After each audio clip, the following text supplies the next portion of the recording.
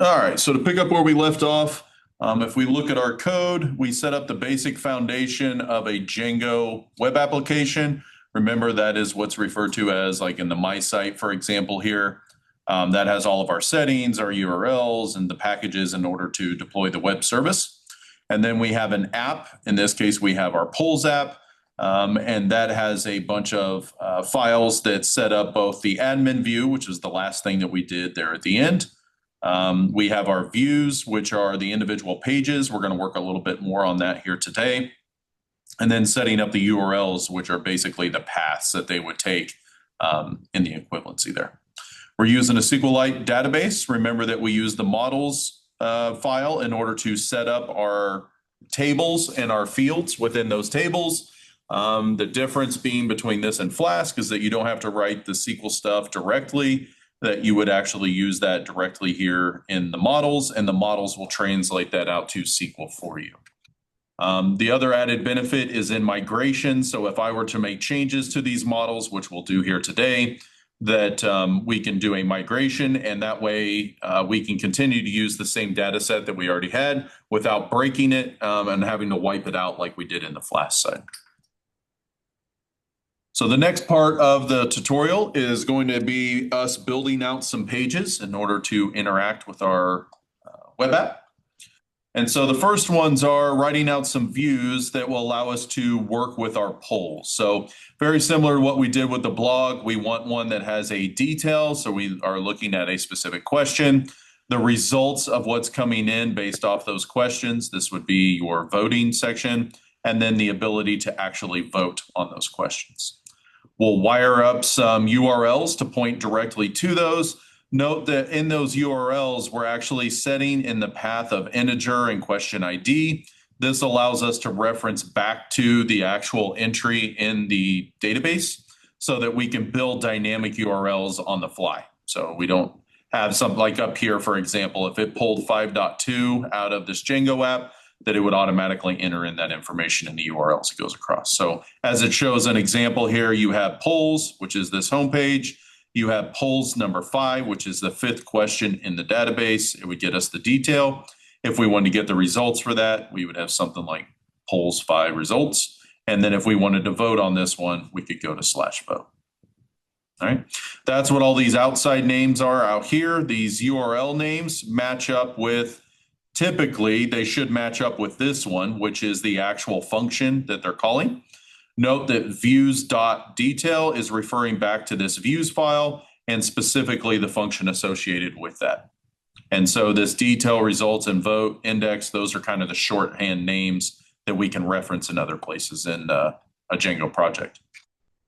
So let's go ahead and add those in. Just simply copy that there, go into our views, and we're going to add this down below our index for the time being. Now notice we're still using HTTP response, so these are not using templates yet or full-blown HTML. We're just simply trying to build up a framework here so that we can see what's going on. Once we have those, we'll need to update our URLs, so let's go ahead and do that. And remember, you have 2 URLs. You have My Site URLs and you have your polls URLs. Remember that this one is essentially, like we talked about in Flask, it's a blueprint. These are the URLs that are only relevant to the polls app in this case. These URLs are for the entire project as a whole. So as we add more apps, you would reference them in the overall URLs, but each individual app should have its own. Remember that an app is designed to be its own entity. So I can put my app into, say, Jamie's project. I could put it into Sam's project.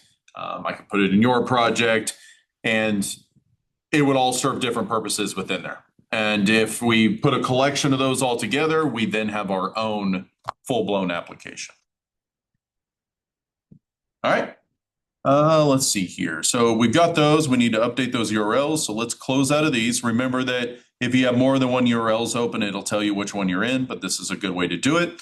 You can also use this URL structure down here. So if we come over here, you can modify that. In this case, we're dealing with the URL, so we'll have to pick that one directly. There. So we have our index. We can go ahead and just copy and paste this in, which adjusted that so that we now have a detail page, a results page, and a vote page. All right.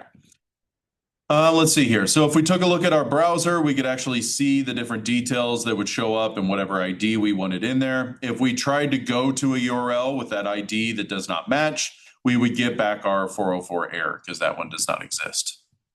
All right. So that looks good. And then we need to write views that actually do something. So for example, if we run this now,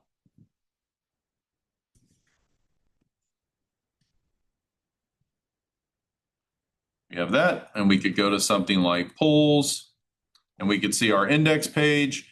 If we go to polls 2, you can see we're looking at question 2.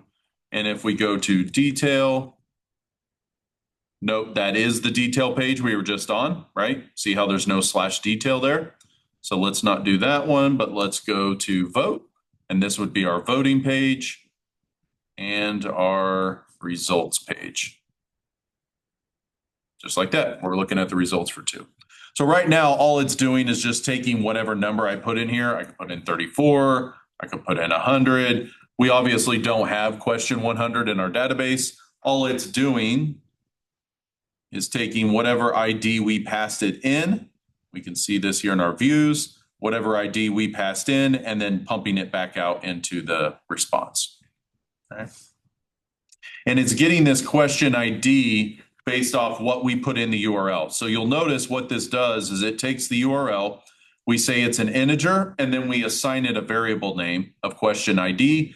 That way in the views, we can actually take that variable of question ID in and do something with it inside of our template. Right now we just respond, but we could actually pipe it into a Django template and use it. So to make this actually work, let's go down here into our index. And instead of just responding stuff out, let's go ahead and calculate something here. So let's do that.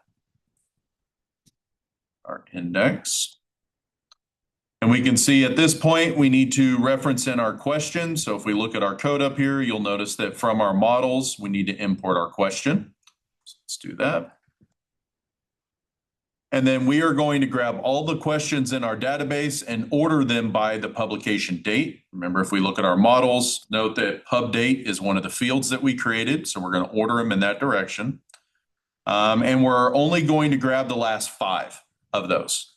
All right. If you guys remember in Python 360, this is a what? On a list. Do you remember what that term was? No, I do not. It's not a pizza. But it's a slice. Bad joke. Sorry. Dad jokes are full today.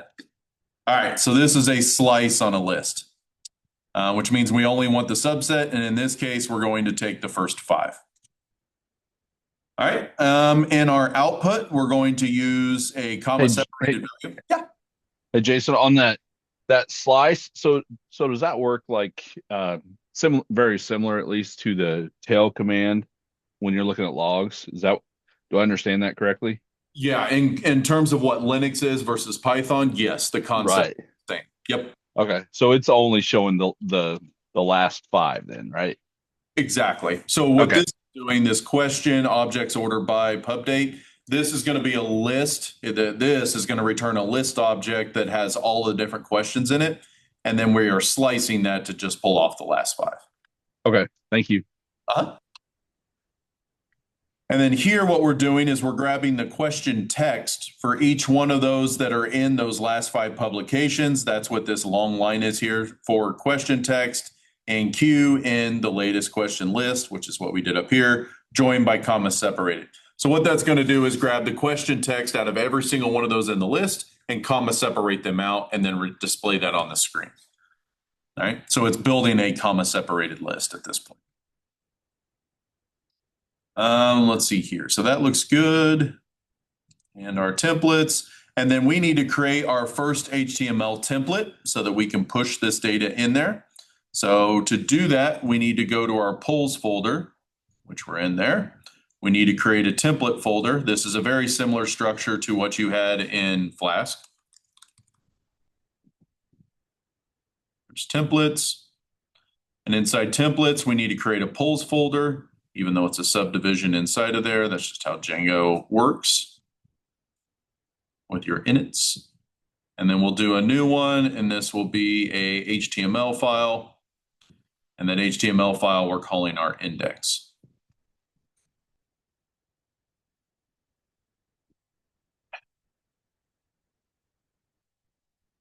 Okay. Add that in there. We don't have anything in, so let's copy in our index and paste it in. Now notice we're not quite full using Jinja templates yet. We're not inheriting a base template or any of that kind of stuff. At this point, we're just creating a real simple list in this index. All right. We'll talk more about full-blown HTML documents here in a little bit. We also want to take a look at our views, and we are going to load the templates file. So we have to tell it which file we're going to be using, as opposed to doing just a straight HTTP response. We're now going to tell it to render the template with the information that we provided. Notice we create a context variable name, and this context variable name is essentially everything we're pulling out of the database in a format. We give it a local variable name, and then what we're actually passing in for that variable. A lot of times these two should match between the two. It makes it easier if you make it that way. Then what you do is you render the template and you pass in this variable, which will end up being a dictionary of all the things that you want to be pushed out to that template.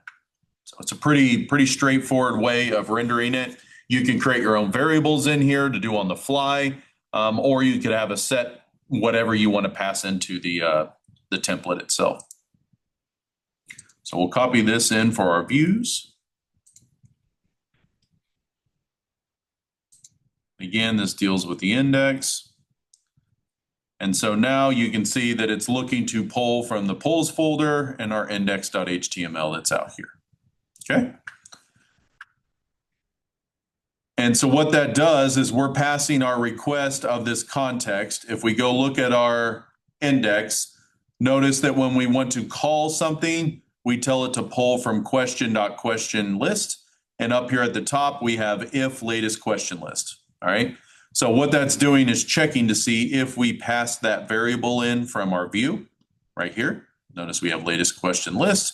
If this is populated, it's not 0 or null, then go ahead and do a loop of a UL. Does anybody remember what UL is? Unordered list. Unordered list. And for each thing in that in-order list, we're going to create a list item with an A. Does anybody remember what an A tag does? Is it an anchor? Yep, it's an anchor tag. It allows us to link to something, right? So you'll notice in this hrefs, we'll take our polls and we're going to link specifically out to the question ID. Notice that the URL it's building is the URL we created here for looking at the detail of that question. All right. If there is no questions in our database, then we would say no polls are available. And then we always have to end our if. Notice that this template structure, if, else, and end if, is the structure that we use for what? The templating system. Not a ninja, but Jinja. It's getting bad, isn't it? My bad. All right. So this is all Jinjula template language. It's been a rough day. All right. Let's look back here at our views. And instead of doing this whole HTTP response and doing all this, let's go ahead and load this and see what it does, just so you guys can see it.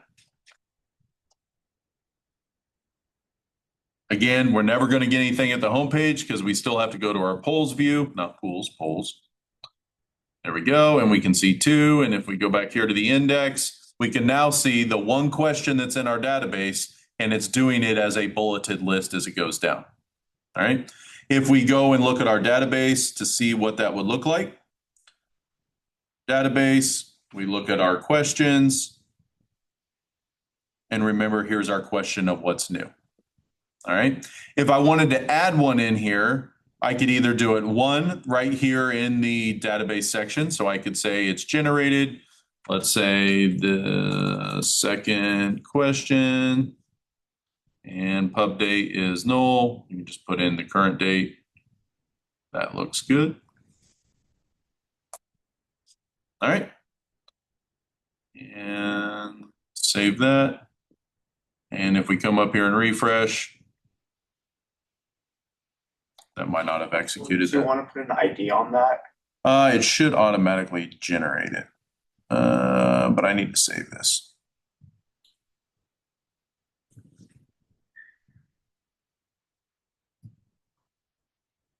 Yeah, that's not one. Oh, how do you save it? That's what I was trying to show here. Oh, there we go. Submit. That's what I was looking for. Okay. So that allows us to put a second question in there. Notice that because we pulled the last 5, it's doing it in descending order. So the newest one's on top. With this one here, it's sorting it based off the publication date. And we'll notice if we come back here to that context of order by, notice that we have negative pub date. Does that make sense? The negative symbol is what's doing it in that direction. If we took out this negative, ooh, that's not what I wanted. There, save, and notice the server reloaded. We come over here and refresh. Now it's sorted in the other direction. Okay. So let's undo that so that we can keep going with the tutorial. Great. And then on top of that, if you remember, if you ever want to add this kind of stuff in, I wouldn't recommend doing it straight to the database. You could use the admin interface. That's why we created it. So we could go to 127.0.0.8000/admin. Remember, we get our login. I don't remember what I created here. Nope. I think it was just admin. Is that what I did? Yep. It did ask you if you wanted it to change it because it was the same. That makes sense. So we could come in here to questions and we could add it this way. Same question text, third question. Do the publication of time and now and save. It's now in the database. So if you come back over here and refresh, you're good to go. Now notice when I did this, I put this admin in an incognito tab. And that is because I don't want to be logging into the website directly here, right? I want to be just working with the admin on the backside. So as you guys are building out your website and you need to populate it with some data, use the admin in order to add this information. Yes, you could do it the way I did it here through the database itself, but I would strongly suggest using your admin. It's a lot cleaner and it's meant for that purpose. That's the whole point of having that admin. All right. Now let's get back to our tutorial. So again, we're using this HTTP response and we're going to send this template function and import the loader. We will use a shortcut for all of that text instead of having to list out what the template is and what the context is and then sending that to the response. We can use a function called render. And in render, all we have to do is pass it that request coming through, AKA when they initially request the page, what template we want to use and what context. So it allows you to eliminate some lines as you go through here. So we're going to rewrite that index to use this here. And again, that will replace these extra lines. Now, in this case, it just saves us one line, but there's a couple times we'll need to do more than that. And this will now be render because we're not going to use, actually, we are going to use it. So comma request, render. There we go. Am I spelling that correctly? Yes. Is it not liking it on HTTP? That's because it's a shortcut. Let's go back and fix that. Okay. The shortcut is render, HTTP response is in there. So the difference is you have this one on your HTTP. This will be more of your hardliners. And then we have a bunch of shortcuts, in this case, render, which does all this in one line. All right.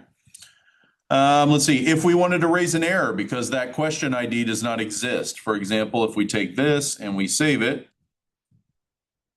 right, and we go out to our website, and I go to polls, and then on these polls, I want to go to ID 100 and results. Let's go to polls, 100. There you go. You'll notice we still get a response, and that's because we're grabbing that in our views here. We're just grabbing that still and pumping that out as to what that may look like. We're not actually doing anything with it. So we're going to fix that.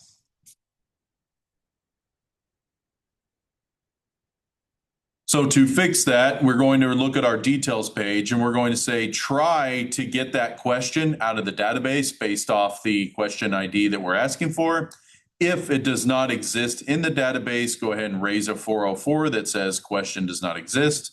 Otherwise, go ahead and render that full template. All right, so let's do that. And we'll replace our detail here. All right. Notice that we have a red squiggly because we need to get this HTTP 404, which comes from the HTTP command, which means if we really want to use this, we could just come into here and do a comma, and it will pull that out along with it. And so if we save this, and now if we go to that same website here and try to go to 100, you'll notice that we get our 404 page, right? And this one specifically tells us the error message that we chose to tell it. All right. If we go to 1, you'll notice that there is no template for the detail, which is what we told it to map to. So notice we got an error down here. A template doesn't exist. So our next step is to go ahead and build that template out. Let's look down here at the template. And for the template, we're simply just going to display the question at this point. So let's create a template. Polls, call it detail.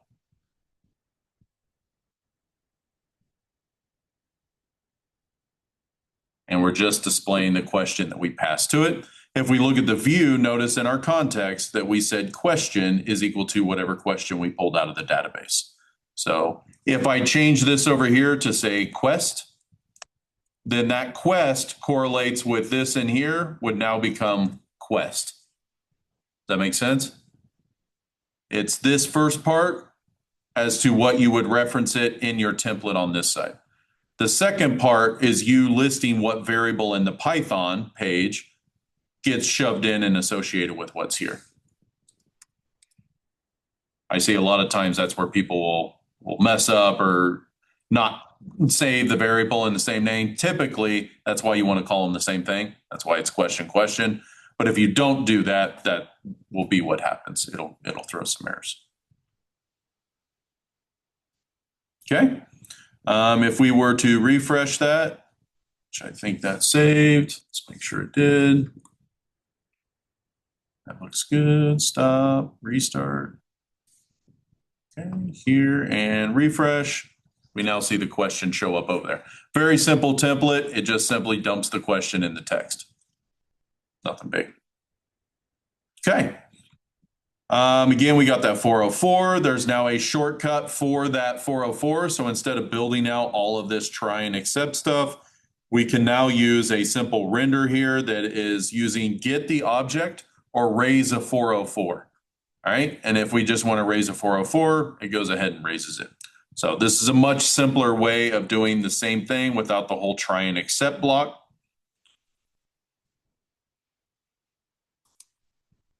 Oops, sorry, that should be up here.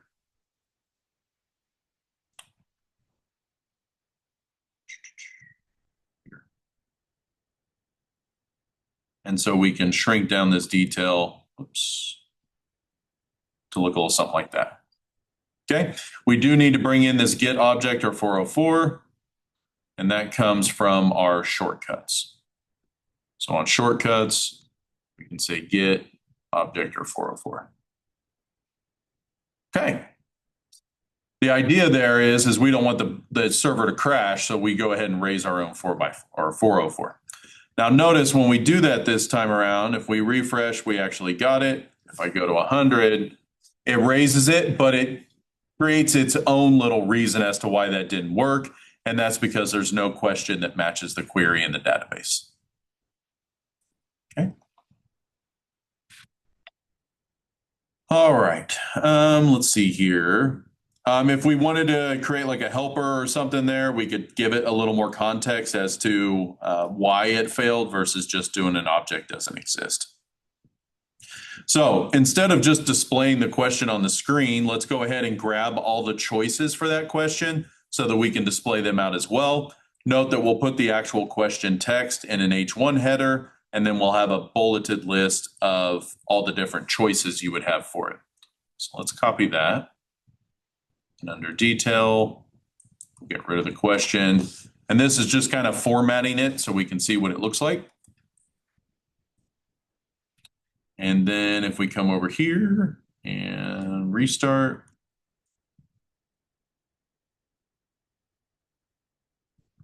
and at this point, we could go to 1 again. And you'll see now this is bold. However, we have no options down below here. And that's because if we go look at our admin, you'll notice that we have no choices in the system. So if we add a choice to that first question, what's new? And this could be, say, choice 1. We could do the same thing, say choice 2. And if we refresh here, it puts those choices into that bulleted list. All right. Let's see here. When we wrote that expression for this list here, note that we kind of gave it a hard link. We could use the href or the aref for the full URL, aka go to /polls, go to question ID, etc. The problem with hard coding something like this is if you were to ever change some of these contexts, you got to go back to every single one of your hard links and change this. So if for some reason we rename this polls to something else, it would automatically break and we would have to go fix it. Instead, what we can do is use this %URL and tell it to go grab the detail URL, and then we are going to dump in our question ID. So what is this detail URL? Well, if you remember in our URLs, that is this name, and that is where that comes into play. All right. So this allows you to reference that directly. So if we take this little text out, come back here and replace that one there. Question text, we could get that out. That's probably going to be on the index, which is this one here. And so now instead of having it hard coded for the polls and then details and the question ID, it's now going to build that URL on the fly. And it's going to be looking for this detail tag, which we set here on the URLs right here in the name. Okay. Again, it's smart to keep this name somewhat relevant to the function, and then the function making sure that everything stays consistent all the way down. It's very easy to track if you keep it that way. Okay. Let's see. So that worked great. And then if we wanted the word specifics in there, we could inject that in there if we wanted to. We're not going to do that. You can also namespace your URLs. So in this case, in this project, we just have one app called Polls. If you start to have lots of apps in there, you can set the app name in the URLs, which then allows it to preface that for everything down below it. So instead of you having to put polls /, for example, like what we do here in the URLs here, you'll notice that we had to have a polls / because we're under that. We could set a variable up here of the app name, and that would automatically load that stuff in for us. Okay. Then down here, you could see where we actually reference it directly across. So if we were to change this to this style,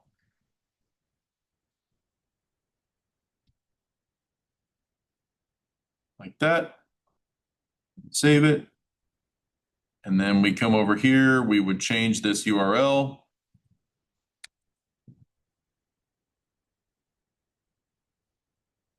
So that it's not trying to go over there. We can see it's pretty accurate now. Okay. If we want to go to the namespace view, you would use polls :detail, and that knows which one to pull from then. So we're going to update that to use that. Okay. So everything should be functioning like we've done before. If we go back and refresh, you can see we're still getting our details here. If we go to one that doesn't exist, we have something buffered in with a get 404. On the one, we can see where it's going, and on the main polls page, it's going to list all of our questions out that we had. Remember, on these other ones, we haven't gone through and added choices yet, just on the first two. Anybody have any questions over part 3, how that all functions? So what we really covered in that is how to set up your views, right? And in this case, we're going to start using the render, pointing it to a specific template. And those templates go in the template folder here inside the app folder itself. We build up a context, meaning that we set our own little dictionary and we set the key that we want to reference along with the value, and the value we created by pulling this information from the database. So questions.objects.order and the negative publication date, and then grab the last 5. And this one on the detail, we're specifically only grabbing one question ID by looking at the PK or the primary key in the database. If that does not exist, go ahead and create a 404 page. If it does, go ahead and render the details template with that question that returned back out of there. All right. So this looks good.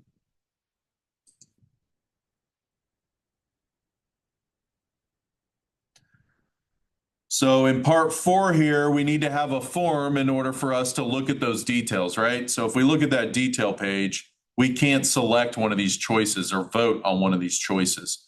So we need to actually make that applicable with our template.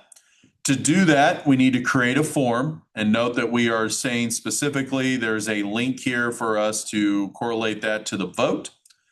We have a CSRF ticket. Does anybody know what that is? Or token, rather. Does anybody know what that is?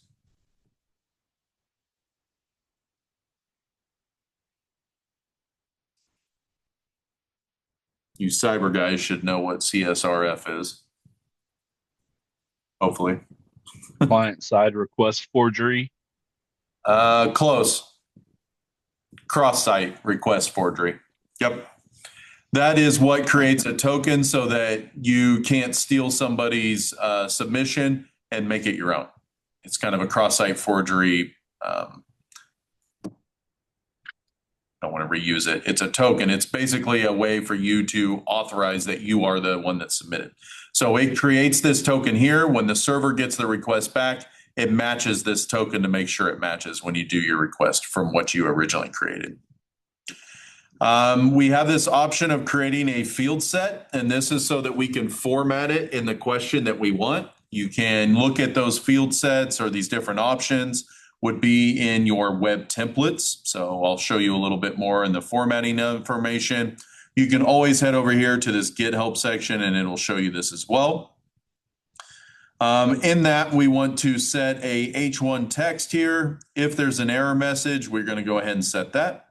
Otherwise, we're going to go through all the choices for that question, and we are going to have an input, in this case, a radio choice button that allows us to loop over that for the number, and that gives us what choice ID is.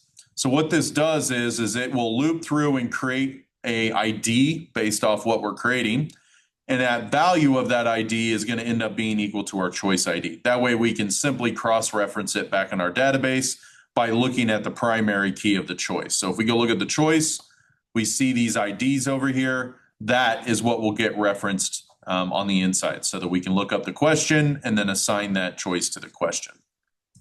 All right, we got a nice little submit button, and that's our very simple form there. So if we look at our details page, instead of just displaying it, we're now going to turn it into a form. All right, hit save. We need to update our view so that we can get a get post type situation, right?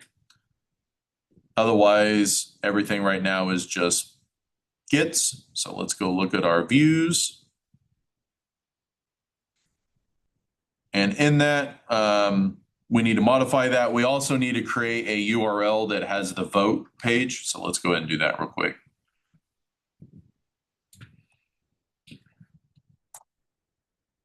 We already had that. Do that. Sorry. This part. So if we look at our views, this is going to allow us to try to get the question that came out of there. We're going to try to select it. If there's a key error, it doesn't exist, go ahead and render that page back out. All right, let's do this vote, see what happens here.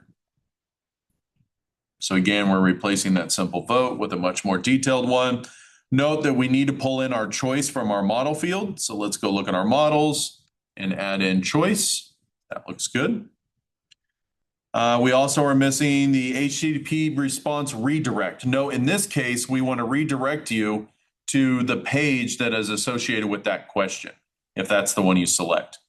So if we come up here at the top, we can look at a couple things. One, we're going to import this little helper function to import F. So let's do that up here. We're also going to grab this one here, which is our response, and tell it to actually redirect us to a different page. Oops. Like that. Get rid of this template loader now too. Everything else looks like it's good. We also have this URL reverse, which allows us to reverse look up what that URL is. That's this one here. That's what we do down here at the bottom when we actually do the reverse. It's saying, hey, go look up what polls results is, goes to our URLs. It says this is our polls app. We need to look up the results, and therefore our URL is going to look something like this. Okay. And the arguments we're going to pass to that is the question ID. And the reason for that is note that we have to have that question ID / results. So we have to have that ID to feed and create whatever this is. So when we first get here, go ahead and try to select that choice. Notice that we are looking for a post and whatever choice they selected. If that choice does not exist, that means for some reason you tried to modify that and it isn't a choice. So we come back and tell the user, hey, you didn't select the choice. Note that we are setting the error message on this page. So if we go look at the detail, notice that we have a chunk here for our error messages. And if there is one, loop through them and tell the user what they are. If none of that exists, then go ahead and take our votes, set it to whatever vote. We're going to increase the vote count by 1. Save it. Remember, you always have to save after you do that. And then instead of sending you back to the same page, we're now going to redirect you to the details for that page. So that all looks good. Again, everything I'm talking about is detailed really nice and easy down here as well. Therefore, if we go to polls 3 results, we should see the actual value of what's in there. So let's go see what that looks like on our side. We go to polls 1. We can now see that we have this form that allows us to pick a radio button for one of these 2 options. If I was to do an inspection here and look at the network and reload this page and say I pick 2 and hit vote, you can see where these sources came in. So in this case, we want the results page. And if we dive into the headers, we can see that, let's see here. It's the cookie. There's our CSFR token, right? Our CSRF token. That's our cookie there. And then we also have in our cookie our session ID that we're creating it. That looks good. We can see all the text and on the vote. Those are form data. That looks good. That looks good. Perfect. And you can see that we're looking at the results of question 1. At this point, remember on our results page, we don't have anything really being displayed. So that'll be the next thing we take a look at. If we look at our views for the results, we want to go ahead and get that question and return it. Remember right now our results just says, oh, that's the ID you have. It's not really helpful. So let's update our results right here. Remember, we're just doing a response. Now we're going to go ahead and try to pull that with our get object or 404. We need to render this template called results, and we're going to pass a question, which means we need to create a template called results HTML. Add it. And then we obviously need to get that results text in there. Let's take a look at what that does. So this is just going to do another header one. We'll have our bulleted list of all those different questions and choices and what the vote count is currently. You'll note that if those choice counts, we have this option of pipe pluralize. That means if there is more than one count, it will automatically change the text. So if our count is 1 vote, if we have 2 votes, it's going to pluralize it and call it votes from there on out. Pretty cool, right? We don't, if you've ever written JavaScript or HTML, you have to do some fancy magic to say, well, if there's more than one of these, then use this. You can do this directly in an HTML template here. It's pretty sweet. Saves you a lot of time. All right. Let's see here. Again, let's code is better. So let's add that into our URLs. And on this URLs, what we're trying to do here is look at this. You can see that we're going back to our root on those pages. Let's go ahead and update that. And as they always say in here, we're trying to do less is more. So let's take a look at what they wanted to do differently. I'm just going to do them side by side. If we look at these, we have the option of using these indexes as a view or a detail view or the results view. This allows us to set our own view as we go through, and therefore it'll render it a little bit smoother. So let's go ahead and undo that. Repaste that in. Undo this. And we can see this index, detail, and results view. We now need to create those. So to create those, we go out to our views. And on these, we can go ahead and create these class views. Just grab all this here.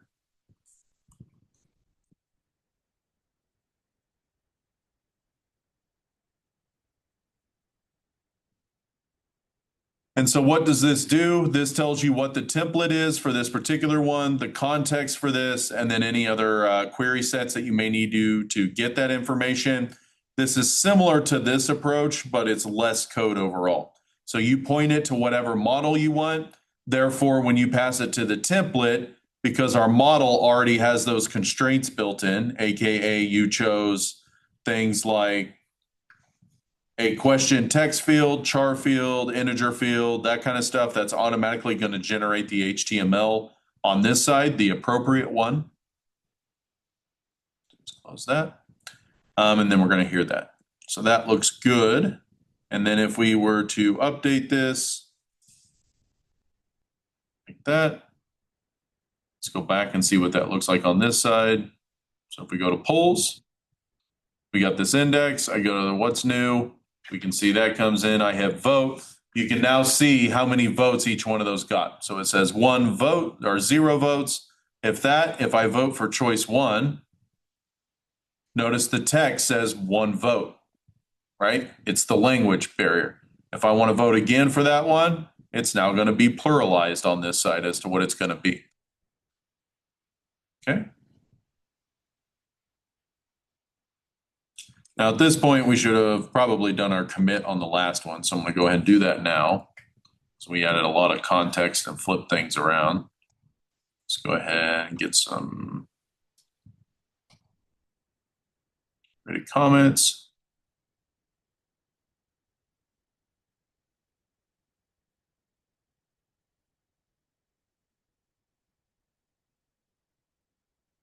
Great. And so now we are at part 5. And so in part 5, this allows us to set up automated testing. This is a lot like what we would have done in Flask if we wanted to set up automated testing or fill things in with some extra information. There's a couple different ways that you can do that. We would have to write our first test. So if we came in with the shell, we could use Django utilities for time zone, set a question to poll, which ones are there from the last 30 days. And then we could write a check to make sure was it published recently and get true. We could also create a flag to expose this. I'm going to ignore these tests. You guys are welcome to add that into your project. I'm not going to add them in on this particular case. All right. So we'll scroll past that. Again, you guys should be setting up the testing. Just follow along here.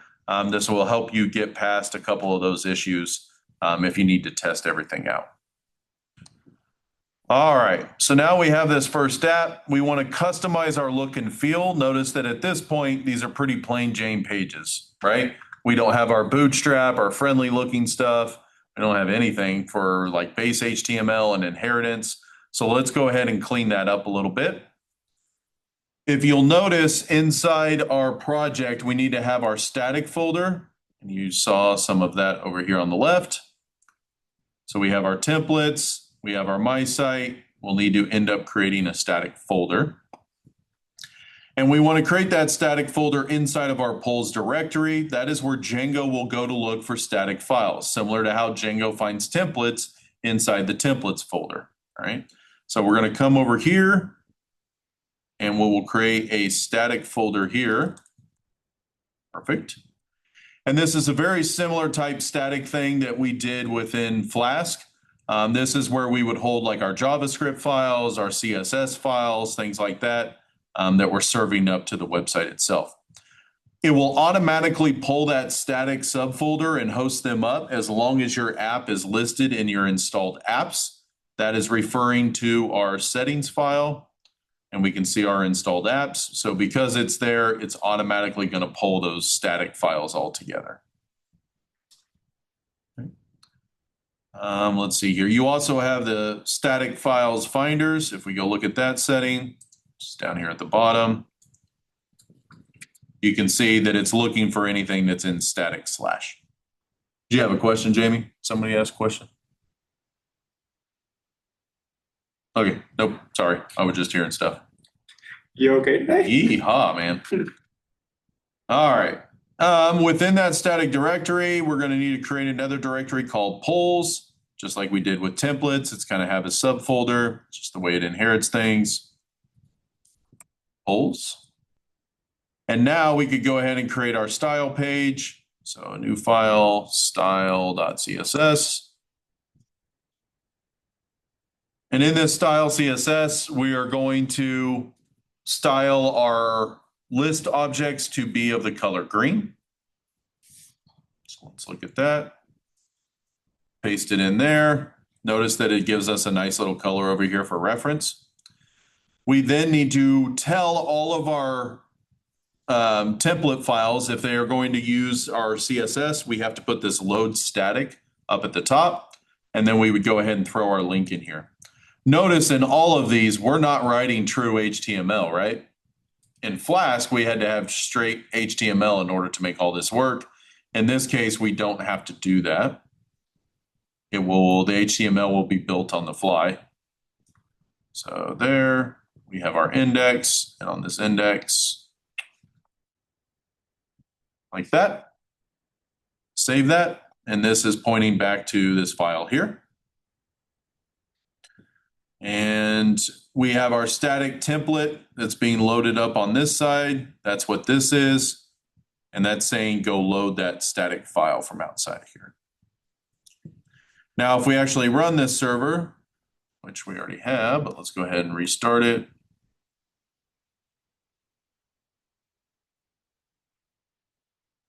And we go to our polls. You can see that all that text got changed to green, right? Very simple CSS. You guys could edit it in this way. Again, you can also use Bootstrap and some other stuff. We could go ahead and style this where our body background is going to be white with some image. So if we go to our CSS here again and say that the body is going to use some images and some background image, let's look at that. You'll notice that when it tries to pull that, it's not actually able to do it. So save that, rerun. That polls, refresh. It's not doing anything, but if we actually look at the console, refresh, it's going to see this 404 because that image doesn't exist. If we look down here at the running server, you'll also see that 404 looking for a file that doesn't exist. Okay. Multiple tools to help you troubleshoot your stuff when it's not working the way you would expect it to. For that file itself, let's see here.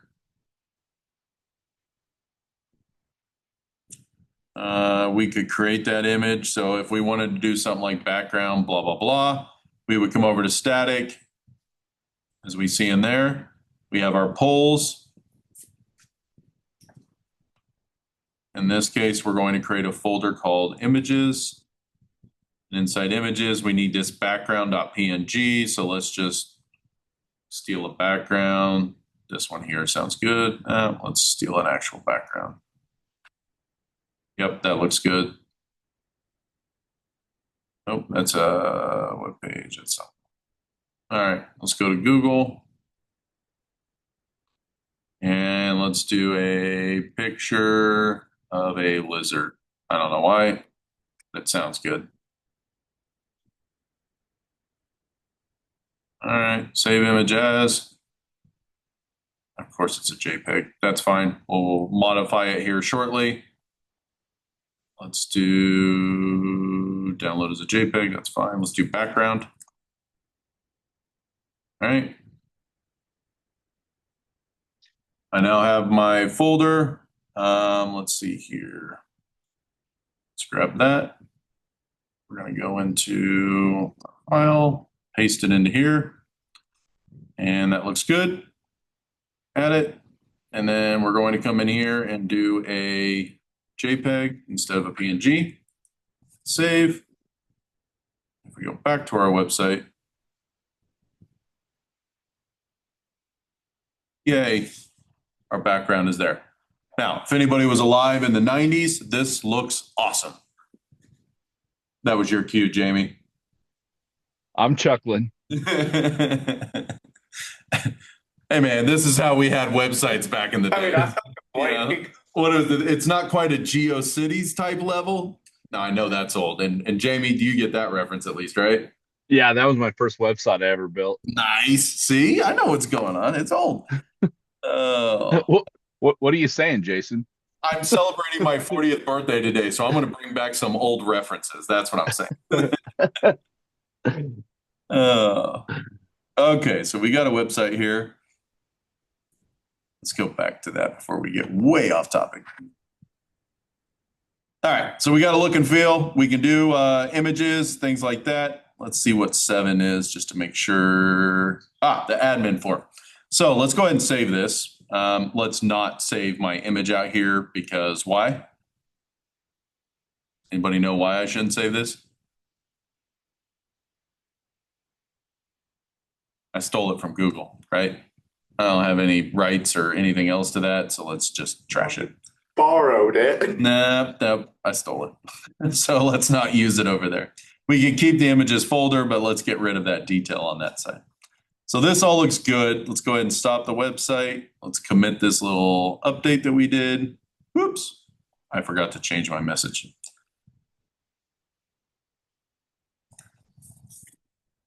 Don't get click happy. All right, so that looks good. We're updated there. Now what we want to do is look a little bit at our admin page. So this is handy, right? Where I can add a question, I could even add a choice, but whoops, I forgot to start that back up. Let's do that again. Come on, come back to me. There we go. So I can add a question, right? I can do add question, but it'd be really nice if I could add the choices to this question all in one prompt, right? I mean, I don't want to add 10 questions, then come over here and then add 40 choices because I have, X amount of choices per question. Now, if I add a choice here, I could either add a question here, which kind of gives me this little prompt that lets me create a new question, but I still have to create each one of these choices one by one. So it'd be nice if we were going to have like 4 choices that I could have 4 entries here so I could fill it out all in one whack. So to do that, in the admin side, we need to create a custom admin form, and then we can register that straightforward. So let's go look at that. If we look at our admin form that we created, I'm going to close some of these down just so that we don't get too far out. All right, so we're in our polls and our admin. Okay, so right now it's plain Jane. We simply are bringing in our models. We register those models with the site. We get what the basic defaults are. So what we want to do is the same thing that we have here. However, on this case, actually, they don't have choice in there yet. We're actually wanting to modify that in there. So what we can do with just questions, let's bring this out of here for now, is add our fields. And what that allows us to do, if we look at just our one here, let's see if it's actually still running. I think I just rebooted it. I did. Did I break it? Broke it. Let's try that again. 127.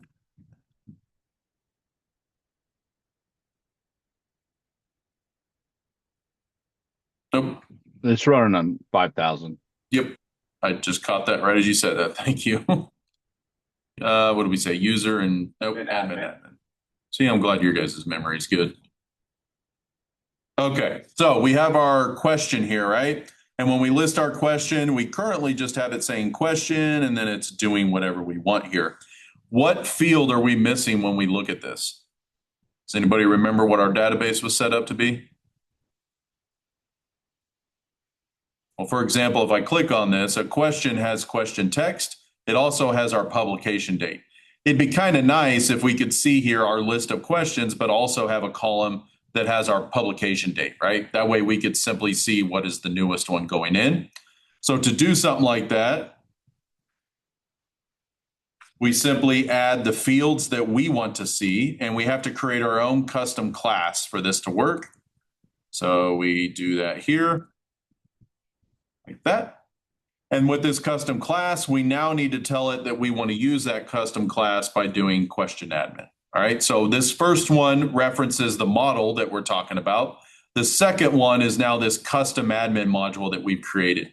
So now we tell it we want the publication date and then the question text in our order on the website. So if we save that, we'll see it reloads down here.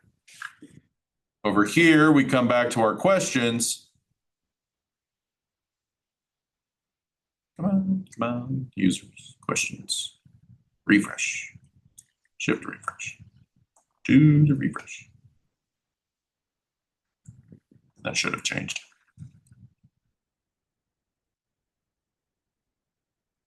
All right, what did I mess up?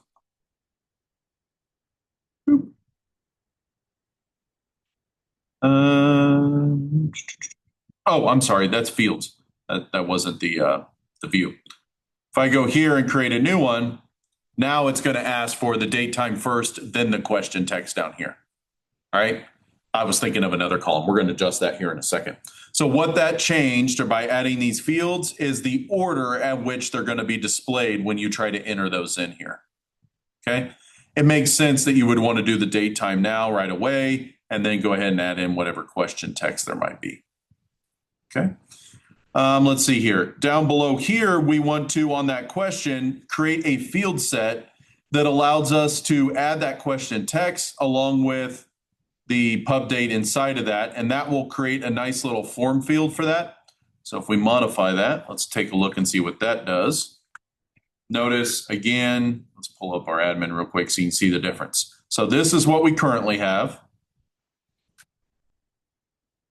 If we look at this tweak, we are creating a field set for this. And therefore, if I refresh, now it's got a nice little format structure in here. And notice this word date information came from us creating this specific folder. So we have a none type field for the question text, but in the date information, we have our fields of pub date. This is allowing us to kind of customize this screen on how we want to present it out to the user. All right, so you don't have to build this all from scratch. Use the built-in admin interface in order to do all this. So now if we come over here and look, we could also set up our related questions, which in this case is our choice. So let's go ahead and bring that in. And usually they do that in alphabetical order, but it's not that big of a deal. So we have our choice, and of course we need to register that as well, like that. And on this side, we can go back to our home, and now we have choices. Now notice it automatically pluralized these. That can sometimes be a problem. So if you need to modify that, I'll show you how we can adjust that. But it would make sense you have your choices here, right? And choices are just the standard way of displaying it, the text and stuff that we have in here. We may want to tweak that. And in this case, we may want to adjust how many choices we can do at once. So in this case, we need to create a choice model. We have our choice inline here. In other words, to see what we're doing here, just to clarify, instead of having to come to choice and then create our individual choices, it would make more sense in the questions when we do a question that we create all the choices associated with it. So that's what we're about to tweak. We come into our choice inline. This allows us to create our own custom inline questions. Notice on our model choice, we want an extra 3 of those, which gives us 4 total. Then over here on our question admin with this field set, we want to list our inlines. And we have our choice inline. Now we can go ahead and remove our choice down below here because we don't want to register it on the website. That looks good. And so if we go back to our home, notice that we lost our choices over here. But if I click on questions and then create a new question, I now have the ability to create 3 questions all at once. I thought it was always default 1. In this case, it's always 3 questions. If we wanted to tweak that, you could simply come back here and do a 4, save, refresh, and now we get 4 options coming in here, okay? So this is a way that a user can fill out this form information all in one, but notice that we can also add one here. So it has the option for us to continue to add more and more as we go, or we could subtract those. So if you've got a default number of those that you want in there, we can adjust those. That I can trash those out and add 3 more back. Notice if I close one in the middle, it adjusts the numbers automatically for us. We don't have to do that. So that all looks good. But in this case, we are now creating a question and we are immediately creating 3 choice objects as well, which means we now have to save to both the question table as well as the choice table. And we're saving to the choice table 3 times inside of there. So to do that, all of that's actually handled by Django. We don't have to automatically write a bunch of stuff for that. If this was Flask, we would have a very specific order that we would commit this, right? We would have to create the question first so that we get the question ID so that we can then create 3 individual saves on the choices so that we can match that question ID back to the choice. And what I'm talking about here is this foreign key that we were talking about, right? So we have to create our question first. That establishes our primary key so that when we save a choice, we have that question ID that matches back. Remember, your choices match to your question, not the other way around. I'll be honest, this is the part that tends to lose me even now. I have to always reevaluate it in my head.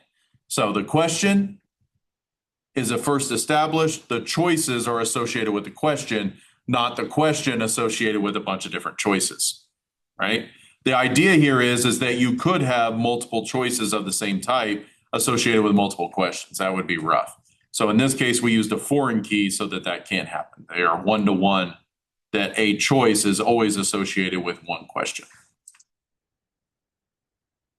Okay. Let's see here. A couple other tweaks. So if we look at our section here, notice on that date information, they wanted us to add classes of collapse. So let's see what that does.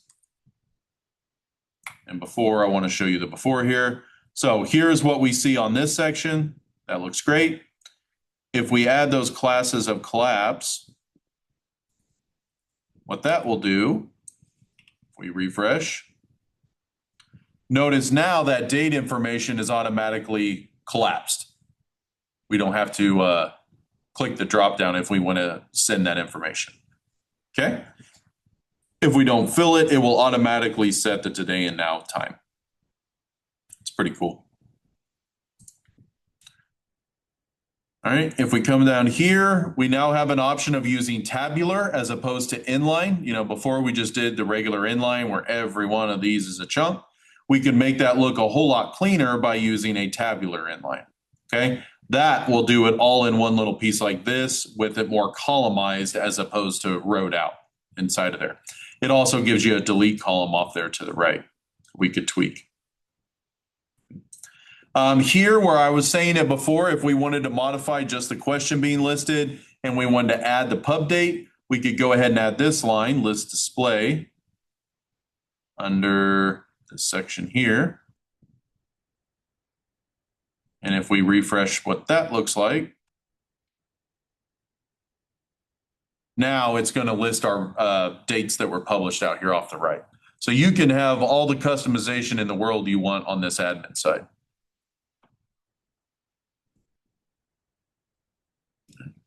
If we look at tabular, that's what it was talking about before here. If we just change this little piece here,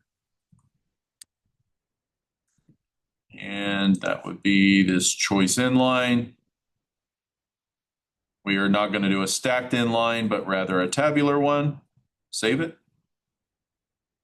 Let's go back over here to our page and go to questions again, add a question, and notice how it did this nice, clean, columnized version of it where we didn't have to scroll down through a bunch of it.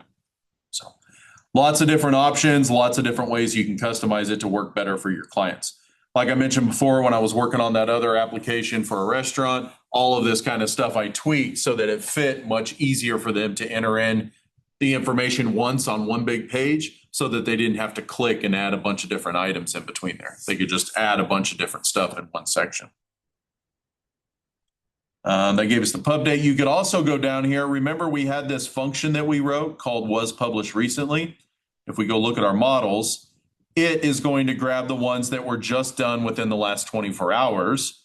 We could adjust that since we have that ability to grab it. And in our admin,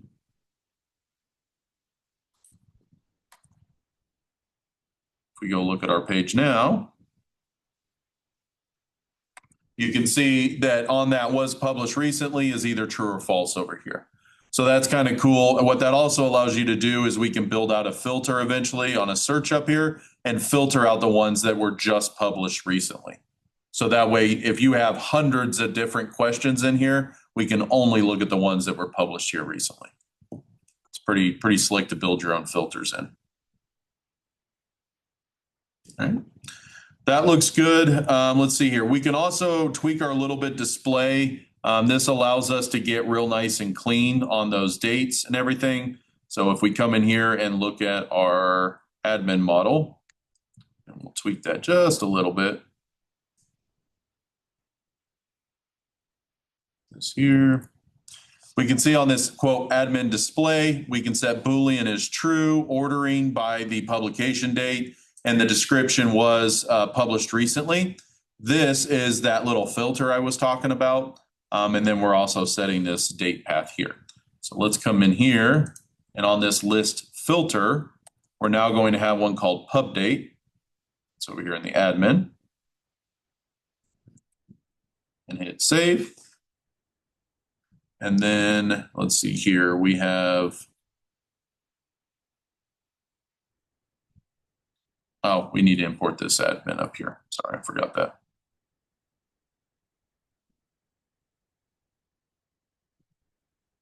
There we go.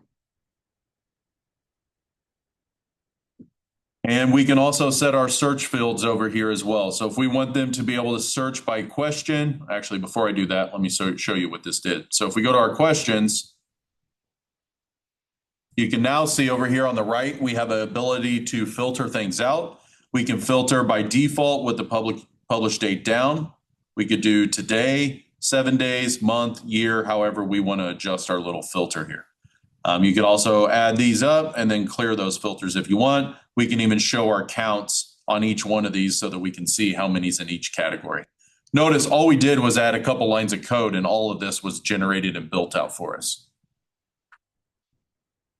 Okay. In the tutorial, it also wants you to be able to do a search. So let's do that. Just add this line into our admin. And so now when this reloads here, and we refresh this page, you can see we now have a search option up here, and this will search based off our questions. So if we type in question, you can see it filters out to the two that had the word question in the text. If we look at second, it's only going to filter out the one that has the word second in there too. You can also see the total results in there. So really cool functionality built in just by adding a couple extra lines in here.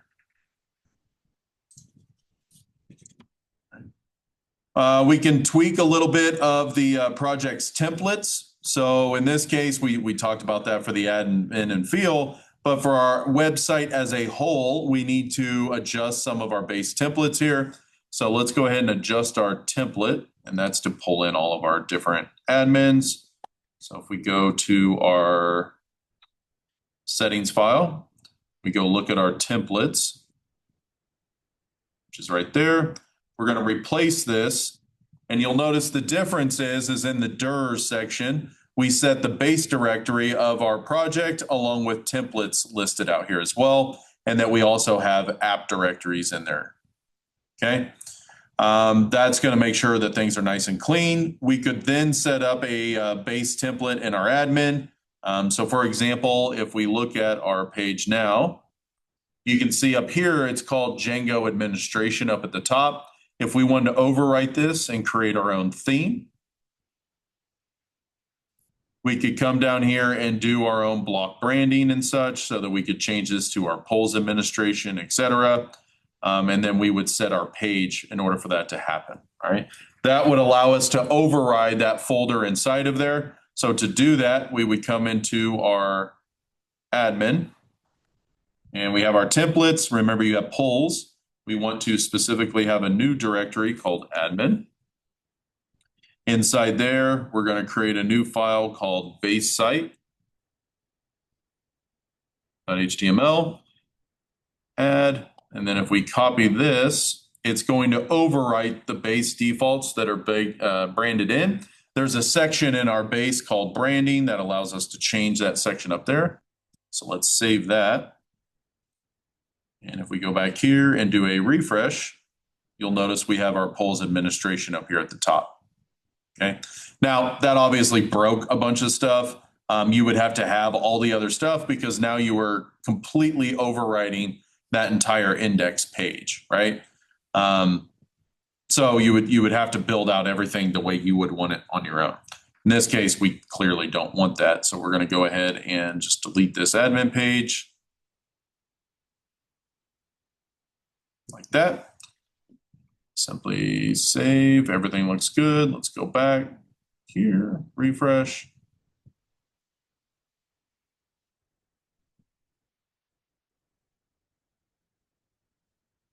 I gotta restart it. It's cached on me.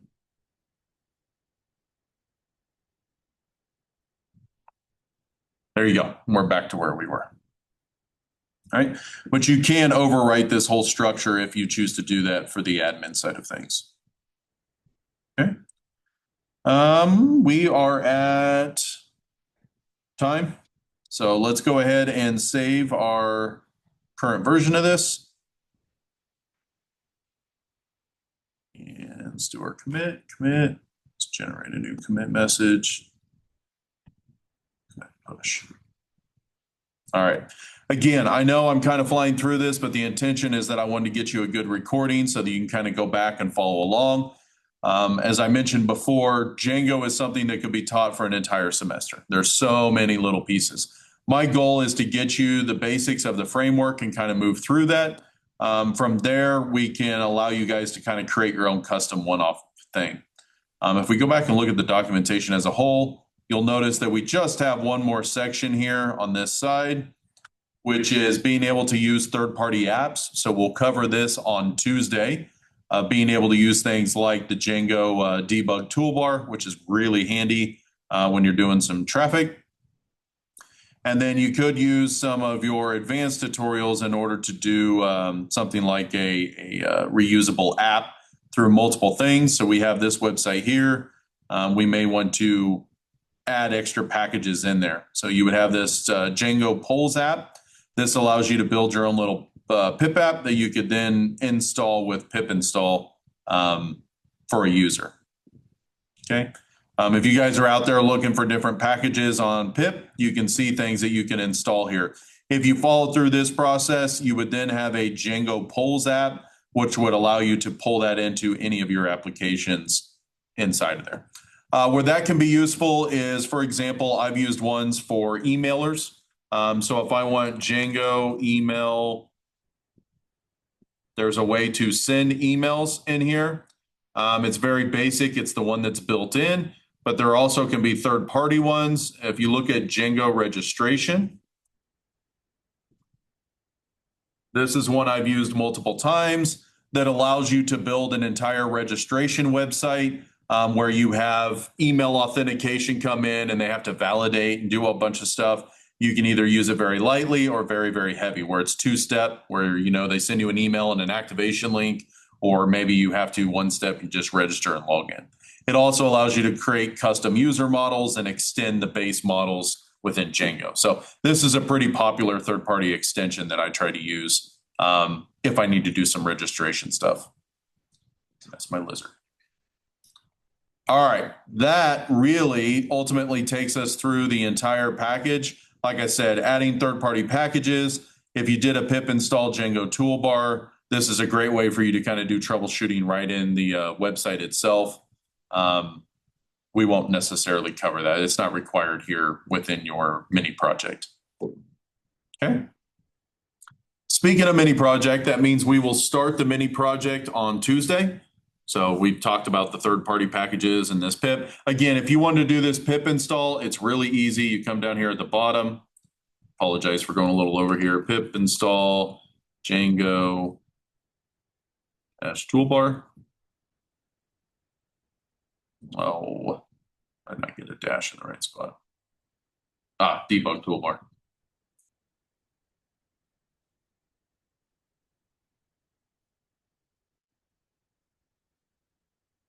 Cool. So that all looks good in there. When you want to use those, you will have to actually add it to your installed apps, and then you can bring it in. This is the install guide for the actual thing. So you run that command, you go to your installed apps, grab this guy right here, and then you would add in this Django backend template. And then once you get your app, you could add the debug toolbar. You'll need to add some apps in here to use your toolbar. So there's a whole middleware process to use that thing, but it is extremely handy if you're building a massive project. Okay, Tuesday, we are going to run through the mini project. We'll get you started, and then we'll be able to work through that on Thursday so that you have another week after that to actually submit mini project 4. Remember, mini project 3 is due this Sunday at midnight, right? Yes. Yes. All right. The midterm, I believe. Yep. Oh, yes, and you do have the midterm this week as well, the midterm exam. All right, I will stop the recording.